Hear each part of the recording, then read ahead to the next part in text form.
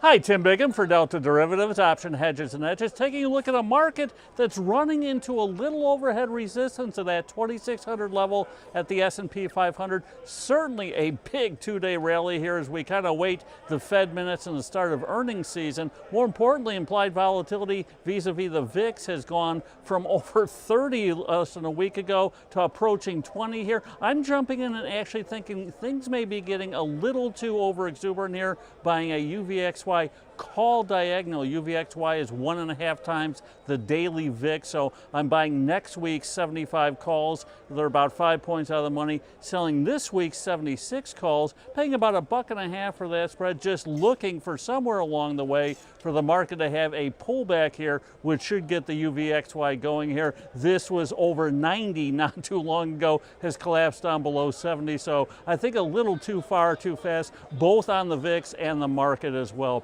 Otherwise, taking a look at some usual option activity in HUYA, a Chinese online gaming stock that came public back in May, got all the way, went from 15 to 50, pulled back all the way to 15 last week. Someone jumping in, buying the February 20 calls in size, repeated call buyer, implied vol went from mid-60s to almost 80 here. So I'm following along with that call buyer, but buying shares, selling these comparatively expensive Feb 20 calls, leaning bullishly with that call buyer. Last I looked, the stock was in that mid-18 range, getting in for about 1680 net on the trade, looking to lean bullishly with that call buyer. More importantly, capture that big implied volatility spike up. So I think a little caution warranted here. Chinese talk, certainly earnings season coming here. We had a warning out of Samsung after Apple's warning. So although stocks may have seen a short-term and maybe a meaningful low here a week and a half ago or so,